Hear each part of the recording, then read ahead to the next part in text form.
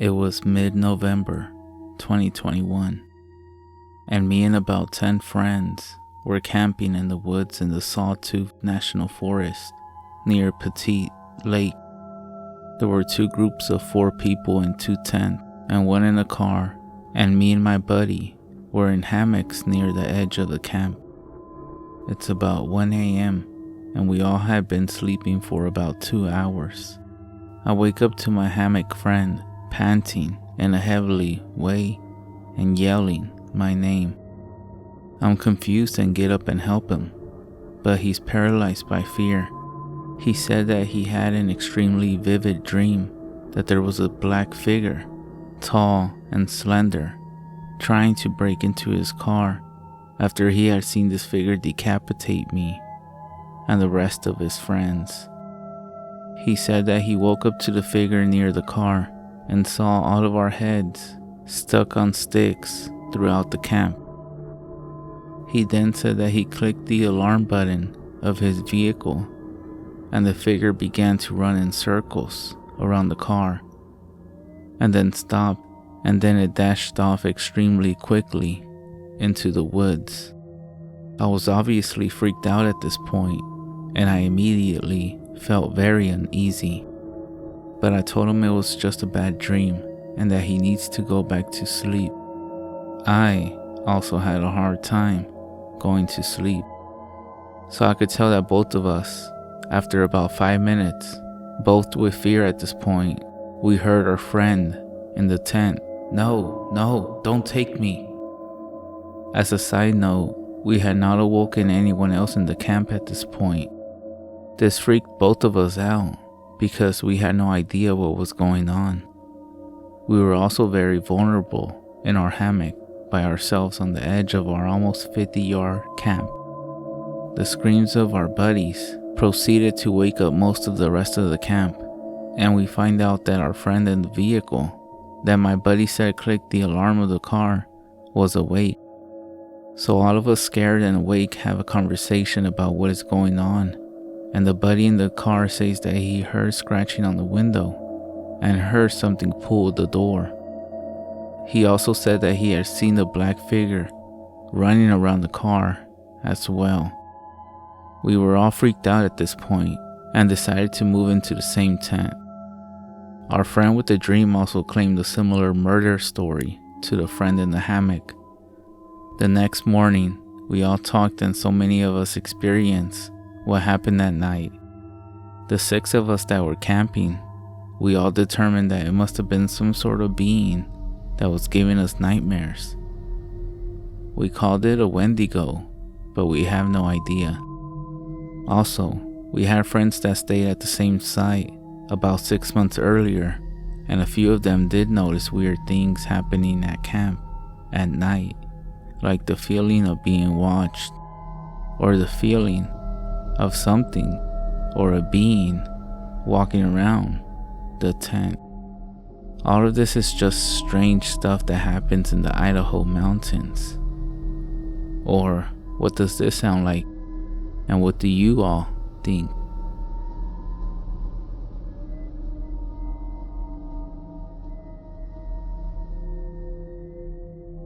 My dad told me the story of when he lived in Mexico, and he was like 8 or so. He went out to the bathroom. Keep in mind it was in the middle of the night. When he walked out a decent bit away from the rancho, he heard someone whispering behind him. My dad, at the time, being the chicken that he was, he ran into the bosque, into the forest. Alright, so for those who don't know, depending on what part of Mexico you are visiting, back in the day, the bathrooms in the ranchos were close by the woods and nowhere near the house. You would have to walk out to the woods in the middle of the night if you had to use it. I know because when my parents used to take me to Mexico, I had to do this a few times. So he said he ran into the forest instead of going back into the house.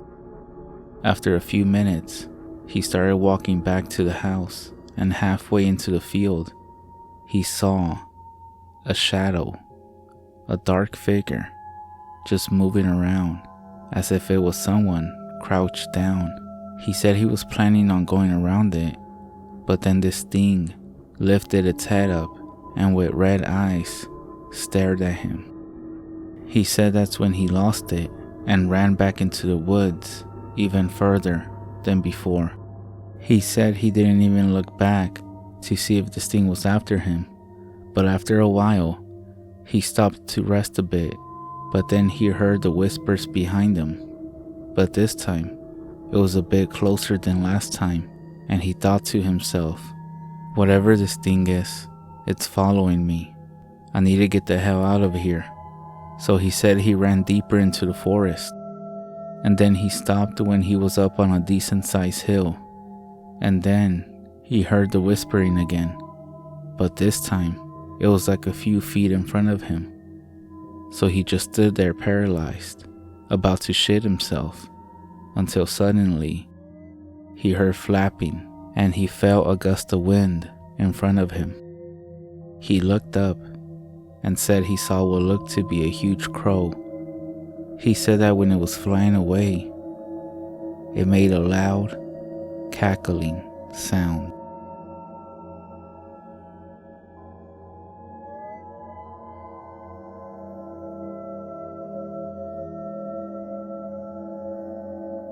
When I was in my early teens, my dad would drag us to Kentucky every chance he got.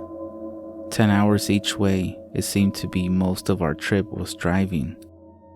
Finally, we would arrive at Aunt Lanny's house. God, I loved her. She had 9 kids.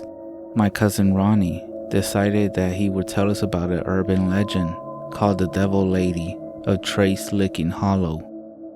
Ronnie shared with us the following.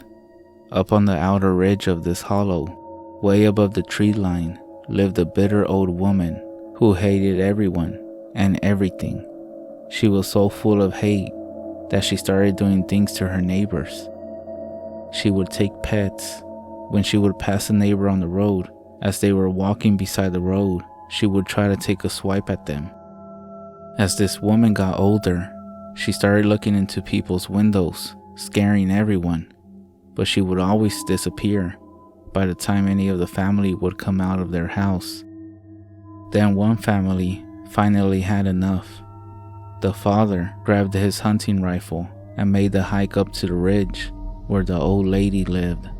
When he entered her property, something was not right. It was too quiet. Then he saw her laying out in the middle of her small garden, dead. But she wasn't just dead, she was dead for a very long time. How could she still be scaring the whole hillside? He also told me to stay away from the windows in the deepest part of the night. I was thinking this was just a ploy to get me to go to sleep and not get out of bed. You see, I'm a night owl. My mother says I've been that way before I was even born. So I walk upstairs and get into bed, and I can't seem to go to sleep, so I start reading a book that I had brought. The last time I remember, it was 3 o'clock. I turn over and look towards the window, and I freeze. There in the second floor bedroom window was this hideous face I have ever seen. It had long hair, skin so thin that some of it was there and some just wasn't. Red eyes, yellow teeth. I was frozen. I didn't know what to do. I threw the blankets over my head and just kept praying that this creature would go away. The next morning, I came down for breakfast, and my aunt looked at me and said, "How did you sleep?" Of course, I lied to her and told her okay, I guess. And when my aunt left the room, my cousin Ronnie looks at me and says, "She always knows what's going on here in the hollow."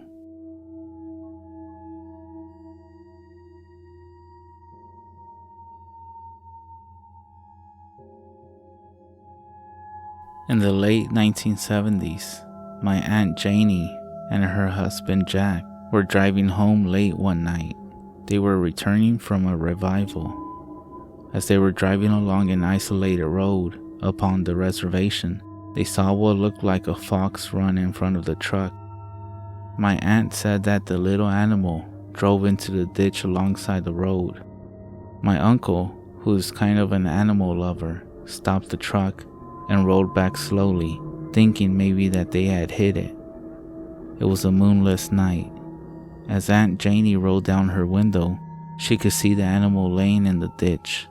As she leaned over to get a closer look, she saw to her surprise a figure that was much larger. It was actually a woman covered in what appeared to be fox hair and skin, her face painted and wearing a collection of necklaces. As she was looking, the woman suddenly raised her arm and pointed at her. My aunt screamed and my uncle just sped off. As my aunt looked back over her shoulder, she saw the Skinwalker sit up, but as it was very dark, she soon lost sight of it. The next day, when they were up and about and hadn't mentioned what they saw to anybody, they heard word going around that a Skinwalker had been seen prowling around the reservation, and everyone was arranging for the medicine man to come and bless their homes.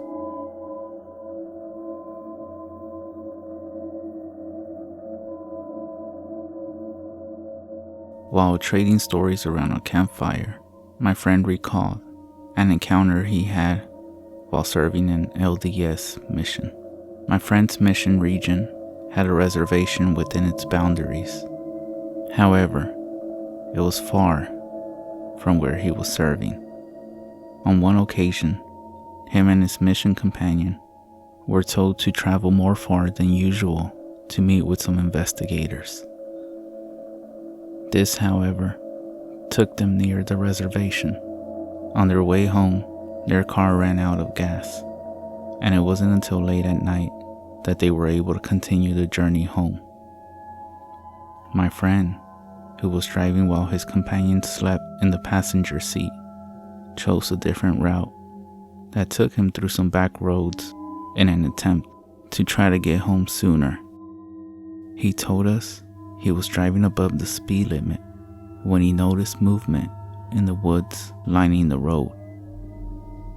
Because coyotes were common in the area, he took little notice first. Then he looked out the window and slammed on the brakes. The sudden stop made his companion awake, who wanted to know what was wrong.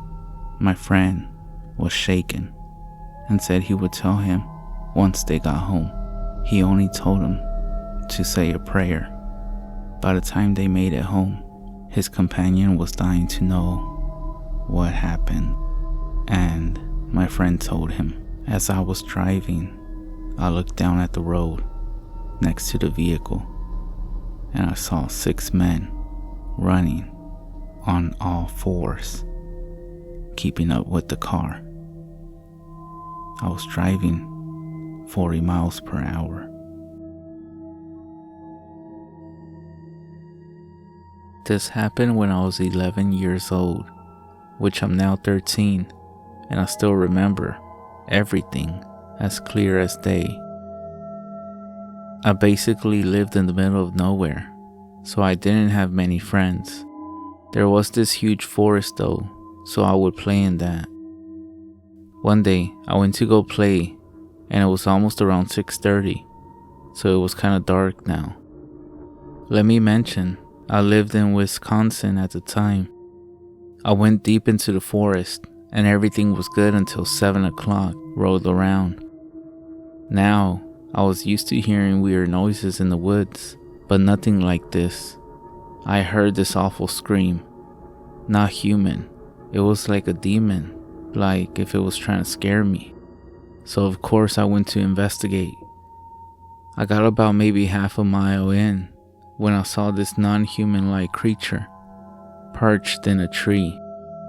Now instead of running for my life, I froze in shock and fear, and before I knew it, that thing, that awful smelly thing, was right behind me. I just wanted to scream for help, but I didn't. I didn't know what that creature could do to me, so I stood there like a rock, hoping it would leave. It screamed again, but even worse than the first time, and I felt like I was gonna go deaf. Eventually, after minutes of that thing staring at me, it flew, and I mean flew up to its trees. I stood there looking at it for what felt like hours. Now, I was gonna take out my phone and try to blind it with the flash so I could make a run for it, and that's what I did. Now, did I mention I was a little chubby for my age, so I couldn't run so fast? And that definitely sucked, cause that creature jumped and ran after me through those woods. I felt the world spinning around me as I screamed for help. That creature caught up, and I felt like my life was over. I made a dash for the bushes, hoping to be able to hide in one, which I did. Now I waited for at least half an hour, thinking he was gone, so I made a dash to the back door, hoping that thing wasn't behind me, but instead, he was perched on our air conditioner. I told my parents that very night, and they called me crazy, but I know what I saw, and I'm never gonna go into those woods again. Monsters are real, and I don't know what that creature was, but who knows what he would have done if he got his hands on me.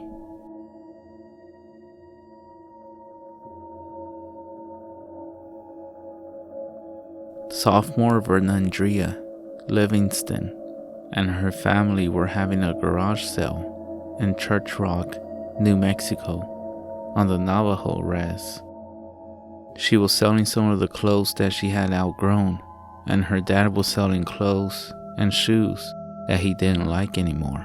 The day was going by, and then a man came to their garage sale, and he seemed very interested in her dad's clothes, so he bought all of them. Livingston thought this was a bit strange, because the clothes seemed like they would be too big for the man. Several days later, Livingston's dad started having terrible dreams, and he said what he saw was too scary to even tell anyone. After this, he started seeing sores all over his body that always seemed to be itching. I was scared and told him to go to the hospital, Livingston said. He told me that a doctor couldn't help him. He didn't bother going to the hospital, and he saw a medicine man instead, which is someone who practices traditional medicine. The medicine man said these symptoms were not a coincidence. Whoever bought the clothes at the garage sale was responsible for them. That person had used dark magic on Livingston's father out of jealousy. The medicine man also knew how to solve the issue. He said the buyer had put something on Livingston's land to target the family near their houses. The medicine man dug a hole, and inside he found a bundle of Livingston's father's clothes that were soaked in blood. The clothes were tied around a large stone that had strange carvings on them. The medicine man blessed the family and left with the findings.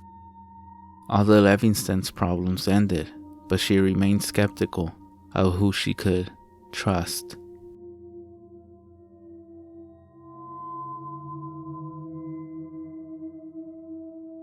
A few weeks ago, I went back to the reservation to be with my family, while a medicine man was at our house, performing a ceremony to get rid of an evil presence. It appears someone had entered the house. While my parents were away for a few days, dirt from the cemetery was sprinkled throughout the house, and dark symbols were etched into the cedar shake on the side of the house. One was the symbol for coyote tracks, which stands for trickster, and the other was a snake, which means defiance. A few days later, my mother was almost bitten by a rattlesnake that found its way into the basket holding the laundry, even though she had just removed from the clothesline outside. My sister, that same day, was then thrown from her horse when it was startled by another snake. She said the snake appeared out of nowhere. She wasn't seriously hurt, but that night, my father came out of the house to find a pair of coyotes had gone into where the sheep are at. He chased them away before they could do any damage. He says the coyotes never come so close to the house. The prayer ceremony lasted about 2 hours. It didn't do me any good. As soon as I got into the country road, the check engine light came on. I was driving a rental car with less than 2,000 miles on it. I ignored it and kept on driving. As I left the state back into New Mexico, a truck driving beside me blew a tire, almost swerving into me. And then less than 15 minutes later, as we were coming up to this curve in the road, a van up ahead of me and in the lane to the right lost one of the ladders it was carrying on top. It flew off and hit the pavement right in front of me. It then bounced over the hood of my car and off to the shoulder. How it didn't come through the windshield, I'll never know. It happened so fast, I never even had the chance to move.